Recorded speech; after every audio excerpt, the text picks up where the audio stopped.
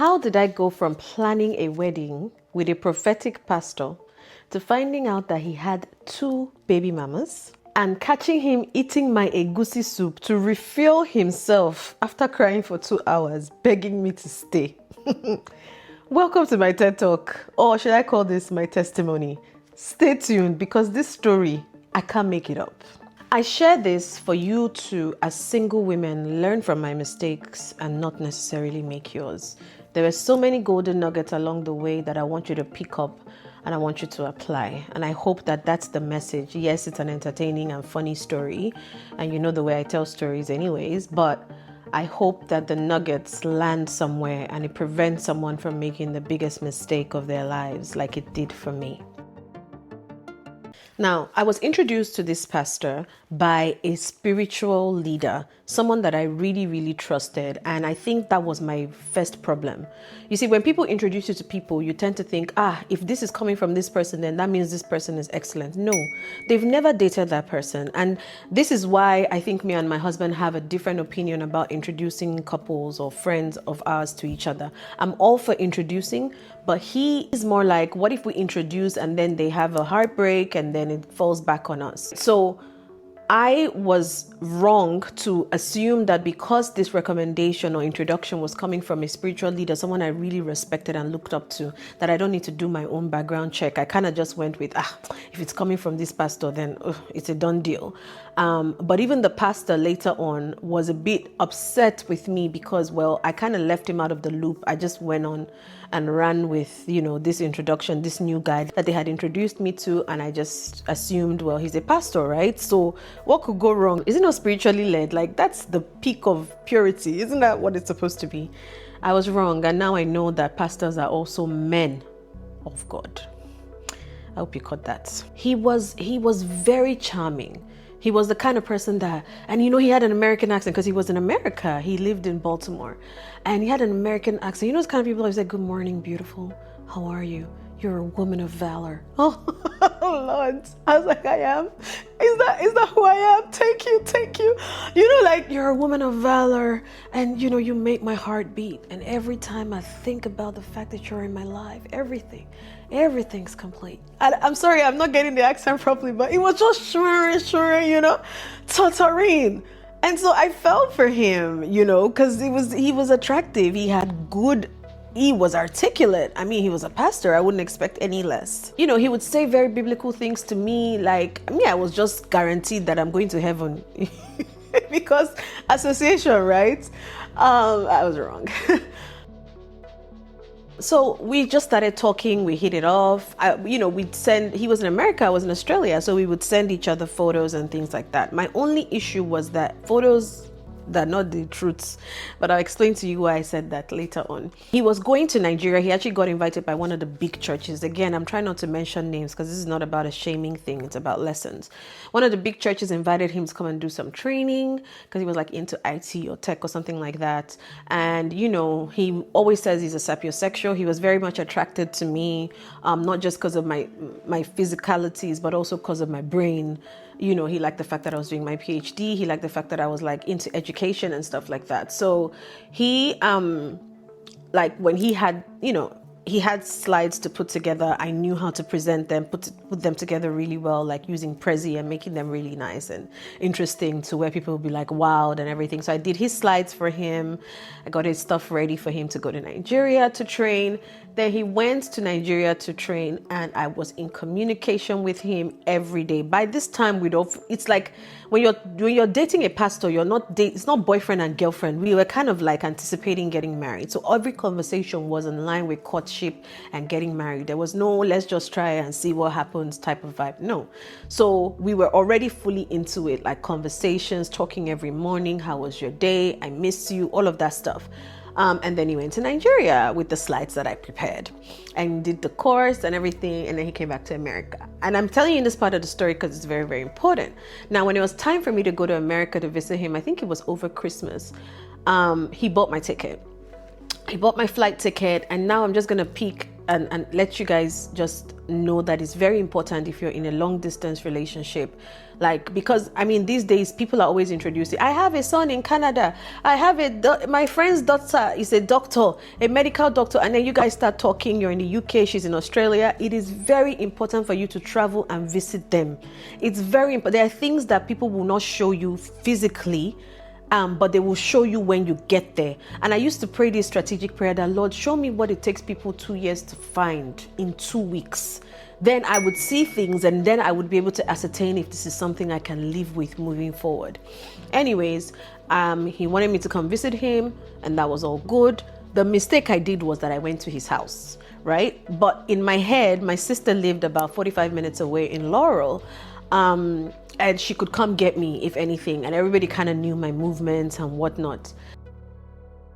So when he bought my flight, I had 60 kilos. Back then they used to give 2 boxes, 30 kilos each.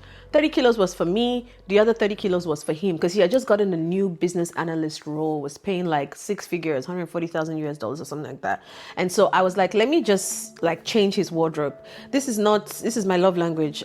It's gifts and acts of service. So I figured I'm not spending any money on this flight. I might as well get him something nice. So I literally bought him clothes to change his entire wardrobe for this new job that he was starting. And listen, I know we live in a world where women only buy boxers for men. But trust me, that act of just buying him clothes is probably what saved me. Mind you, when he came back from Nigeria, he kept on insisting that, oh, we should go and get married. We should just do this thing quickly. That, the devil likes to fight good things. I'm like, hey, why now? It's like, I want us to just go behind and lock it in and lock it in. I'm like, lock it in. Why are you locking it in? We're going to lock it in the end. Like, why are we locking? Oh, sorry, but he just wanted us to do like a court marriage first before even telling our parents. Like, he wanted to rush, like, Chichi, I don't want to lose you. You're the woman I pray for. My dream come true. All this, Shona. So I was like, why is he? I was like, let me come first. And then if we decide to do the court wedding while I'm there, my family's there, my sister's there, my mom was going to be coming. I don't want to rush and do anything behind them. Another lesson, if a guy rushes you indefinitely to do something, he's hiding skeletons. So he don't rush and do it. Don't think he's love. Don't think he's eloping. Everybody should know what is happening. Everybody should be well involved. Anyways, let's continue. So when I finally met him at the airport, I was waiting for my bag. I don't know how the airport design was in DC, and he just kind of came through. I thought I would have to go past, but he just walked up to me and he was like, hey, Chichi. And I turned around. I kid you not, this guy is like almost my height. Mind you, I don't have anything wrong with, I'm not a tall person, so I was not intending on marrying somebody that is the same as me, because I was looking at our children's future. Do you understand? One of us has to have hope. One of us has to have hope. That's just what it was. But he told me he was 5'10". I'm like 5'5". Okay, my husband says I'm 5'2", but it's a lie. I'm probably like 5'4" in reality. But he was like 5'10". He said he's 5'10", and this guy was like legit 5'6", if not 5'5". I'm like, okay, first of all, that was a lie. Maybe he was talking about because he wears heels. Let me not get into it. Anyway, so then obviously I wasn't attracted by the height, and I was already feeling like deceived. That was even the small deception. We have not even started deception yet. Then his eyes were like very bulgy, like kind of like an owl. This is mean. It sounds mean. But I'm just saying, I say this not to be mean, but to say that the videos, that I don't know that there was filter. Just travel and go and see what you're working with is what I'm trying to say in all of this. The attraction wasn't there. I was already like kind of regretting traveling miles to come here. And he was like, are you okay? Your countenance has changed. I was like, I'm good. I'm just tired. We get into the house and he was like, oh, the room upstairs is ready. And I'm like, what do you mean the room upstairs? He was like, oh, you're staying with me in our room. Remember, we're talking courtship, right? I'm like, no. I can't even promise you that if not that, like if I was legit attracted to him, I wouldn't have gone up. Let me not sit here and act holier than thou. I was not attracted. So I was just like, no, uncle, I'm not going up with you. You have basement. You have already showed me around this house in video call. Let me stay in the basement. He was like, Chichi, I've not set up the basement for you. I can't have you stay there. I want you to be comfortable. I'm really killing this accent, but I'm murdering it. But I was like, no. It's not about comfort. It's about like, let me just stay there and then we'll warm up to each other. No matter if we've been talking for ages, this is my first time meeting with you. I can't lay on the same bed with you. It's just not. It's not what I do. Hey, I was like, uncle, before you use this eye and catch me in the night. Hey, so we went to the I went to the basement, and again that was just God, because if not for the basement I wouldn't have heard what I heard that later made me realize that now one chance. So I was in the basement, and him and his sister were in the kitchen. Mind you, I had given him the stuff that I got for him. Please let me clarify, I knew he had one baby mama. She was African American, and she had one child for him. And I don't know, he never told me this, but I'm assuming he probably used her for some kind of papers. I don't know how it works over there, but she had a child for him, and he said it didn't work out. So I knew about that one. And yes, I was still of that mindset of, you're getting to 30, the people you're going to meet are probably people with kids. Please don't let anybody convince you that because you're getting to a certain age, you're only going to meet a certain kind of person that does not match up to what you really want. There's nothing wrong with marrying a man with kids, and I didn't have a problem with it at the time. Later on, I did, and I'll explain why maybe in another video. But at the time, I didn't have any issue with it. But I mean, eventually I married my husband and he doesn't have kids, right? So don't let anybody make you feel like, oh, I'm hitting 30 or I'm 35. I'm only going to marry the men with 5 children, 4 children. It's not true. Please. If you want a man with kids, good on you. If you want someone without kids, good on you. And it's okay to actually desire that, because men are out here saying, I can't marry women with kids. You can actually say that as well. There's nothing wrong with that. I said what I said. Anybody should come and fight me. Anyway, so I knew about the first one. So in fact, when I was coming, I actually shopped for the baby girl that I knew about. And then I'm in the basement and I'm listening to them. They're speaking Yoruba. Mind you, I'm Igbo, but I had previously dated a Yoruba person, and I had friends that were Yoruba, so I could really understand Yoruba. And they were just talking about, not really understand, but I could pair things together. Basically, the sister was just saying, this girl is different. She's different. I'm telling you, she loves you. How many Nigerian girls will you know that will come and bring you a full suitcase of things? These Nigerian girls that are always looking for how to collect from you. She hasn't asked you for a dime. Look at all the things she bought for you. That's a wife. That's a woman. Hey, I just sat there, I was like, thank you, Jesus. Thank God that I bought this man cloth. Oh, so it's this cloth that's about to reveal the unrevealable. So I was just thanking God, because the sister kept on hammering on that, and I bought the sister something, I bought him something, I bought the daughter something. My dear, I thank God. So she just kept on saying, just tell her the truth. Just tell her the truth. Hey, at this point, I knew there was a truth that needed to be told. My countenance changed. I didn't go with vex. You see, this is another nugget. Catch it fast. Don't let your emotions rule you. Don't do it, ladies. Try and control those emotions. You will get more information if you control your emotions. So I went to him, now knowing that there is a cat that's in a bag that needs to come out. You understand what I'm saying? I went to him and I said, Uncle, I just kept on saying to him, I was like, I know I'm in the basement, and that's just me trying to ease into it. It has nothing to do with you. This is new to me. I've never done this before. I haven't traveled to visit a stranger before at the time. So I was like, this is new to me, so just understand. But I want you to know something, that I'm here for the long run. I know I lied. I know it's a lie. I know that. But perhaps it was not a lie like that, because maybe I would have stayed if the news was not so shocking. But I needed him to be comfortable to tell me that cat, to bring out the cat from inside the bag one day. So I said, I just want you to know that I'm here for the long run, and this is forever for me, and that there's nothing that you and I cannot get through. Like, I just feel like I'm your Bonnie to your Clyde, you being Clyde, like Bonnie and Clyde, you know what I'm saying? Look at me, the Americas come up, I'm like, I just feel like whatever it is. And he just said, oh my God, Chichi, oh my God, where did you come from?